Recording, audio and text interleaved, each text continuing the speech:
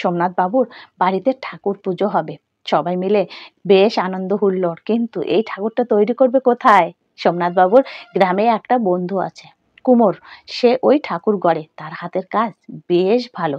ওই ঠাকুরটা তৈরি করতে হবে ওই বন্ধুর কাছ থেকে। যথাসময়ে গিয়ে অর্ডার দিয়ে এসেছে। অর্ডার দেওয়া শেষ, এবার পুজোর সময় এসে গেছে, ঠাকুরটা আনতেই হবে। সোমনাথ বাবু চলে গেল গ্রামের বাড়িতে ঠাকুর আনতে। গ্রামের বাড়ি থেকে ঠাকুর আনতে গেছে, এবার ঠাকুরটা কিসে করে নিয়ে আসবে? তখন কুমোর বন্ধুটা বলল, বন্ধু দেখো পাশেই একটা বাড়ি আছে, একটা গাধা আছে। এই মুহূর্তে তো অন্য যানবাহন এখানে অতটা চলাচল করে না, ওই গাধার পিঠে করে আমরা সবাই যথাসময়ে মালটাল আমরা বহন করি, ওই গাধাটাই তোমাকে দিয়ে আসতে পারবে ঠাকুরটা। এই বলে তখন সোমনাথ বাবু ওই গাধার মালিকের কাছে গেল যে আমার ঠাকুরটা একটু প্লিজ পৌঁছে দিন, আমার কাল পুজো, আজকের দিনের ভিতর আমার ঠাকুরটা বাড়ি পৌঁছে দিতে হবে। তখন গাধার মালিক বলল, অবশ্যই ঠিক আছে বাবু, আমার কোনো সমস্যা নেই, আপনি শুধু আমাকে কিছুটা মূল্য ধার্য করে দেবেন, আমি তাতেই খুশি। আমার গাধা নিয়ে আপনার গাধার পিঠে করে আপনার ঠাকুরটাকে আমি অবশ্যই পৌঁছে দেবো। তখন সোমনাথ বাবু বলেছে, ঠিক আছে, তোমার টাকা পয়সা নিয়ে কোনো চিন্তা হবে না, তুমি শুধু আমার ঠাকুরটা পৌঁছে দাও, আমি যথা সময়ে তোমার টাকা অবশ্যই দিয়ে দেবো। এই বলে গাধার পিঠে ঠাকুরটাকে তুলেছে, ঠাকুরটাকে নিয়ে যাচ্ছে, এভাবে গায়ের মেঠো পথ ধরে গাধা ঠাকুরকে পিঠে করে নিয়ে যাচ্ছে। আর সবাই তো গাধার পিঠে ঠাকুরটাকে দেখে সবাই ঠাকুরকে প্রণাম করছে।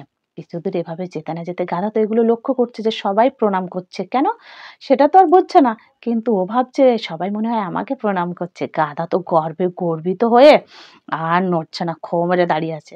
আর মালিক যেই পদে একটা দিয়েছে বাড়ি, তখন আবার চলছে, আবার যাচ্ছে। যখনই লোকজন দেখছে ঠাকুরটাকে সবাই নমস্কার করছে। গাধা এবার আরো গর্বে গর্বিত হয়ে আর নড়ছে না, ওখানে চুপ করে খো মেরে দাঁড়িয়ে আছে, নড়বে না। ও গর্ব হচ্ছে সবাই ওকে প্রণাম করেছে। তখন মালিক একগাল হেসে বলেছে, আরে গাধা, সত্যি তুই গাধা, মানুষের এমনও কোনো আকাল পড়েনি যে তোকে প্রণাম ঠুকতে হবে। আরে গাধা, প্রণামটা তোকে করছে না রে গাধা, প্রণামটা করছে তোর পিঠে যে ঠাকুরটা আছে, ওই ঠাকুরটাকেই সবাই প্রণাম করছে। এবার চল, বলে দিয়েছে পদে বাড়ি।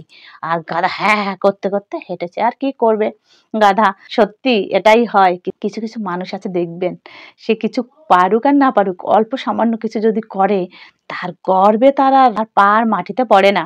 কিন্তু সে তো জানে না যে গর্বটা কিসের জন্য। আমার থেকেও আরো বড় মানুষ আছে, বড় মাপের মানুষ আছে, আমার থেকে অনেক শিক্ষিত মানুষ আছে। অতএব আজকে দেখো আমাদের শিক্ষার কোনো শেষ নেই, আমরা ছোট্ট একটা বাচ্চা, তার কাছ থেকেও আমরা কিন্তু প্রতিনিয়ত কিছু শিখতে পারি। আর বড় মানুষদের কাছে তো অবশ্যই, প্রত্যেকটা জীব জন্তু এমনকি জড় বস্তু থেকেও শিক্ষার কোনো শেষ নেই। তাই কথায় বলে অল্প বিদ্যা ভয়ঙ্কর, কখনো অল্প কিছু নিয়ে গর্ব করা একদমই উচিত নয়। তুমি যখনই সামান্য কিছু নিয়ে গর্ব করতে যাবে, তখনই সেটাকে বলবে মূর্খের পরিচয়, বুঝেছো? অতএব আমাদের সবসময় উচিত নম্র স্বভাবে। সত্যি একটা কবিতায় পড়েছি, যদি মানুষ হতে চাও তাহলে গাছের মতো নম্র হও। গাছ যেমন ফলশালী হলে মাথা কি করে, মাথা নুইয়ে পড়ে, ঠিক তেমনি অর্থ সম্পদ বিলাসিতায় কখনো মাথা উঁচু করতে নেই, সবসময় নম্রতা ভদ্রতা মেনে চলতে হয়। তাহলে তুমি বড়। সৎভাবে জীবিকা নির্বাহ করে তাদেরকে কুর্নিশ জানে। কিন্তু কিছু কিছু মানুষ আছে অল্প কিছুতেই তাদের মাটিতে পা পড়ে না, তাদেরকে কি বলবো আমিও জানি না।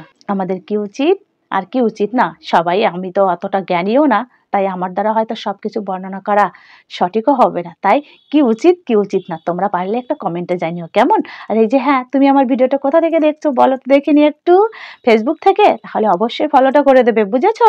আর হ্যাঁ, তুমি যদি ইউটিউব থেকে দেখে থাকো, অবশ্যই সাবস্ক্রাইবটি একটু করে দেবে কষ্ট করে, আর বেল নোটিফিকেশনটা অবশ্যই ক্লিক করে রাখবে, যাতে আমার পরবর্তী ভিডিওগুলো তোমার কাছে টুক করে চলে যায়।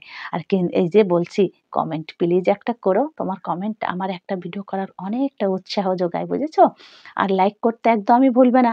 তাহলে এই যে আমি আজ আসি, পরবর্তী কোনো ভালো ভিডিও নিয়ে তোমাদের সামনে হাজির হব, কেমন?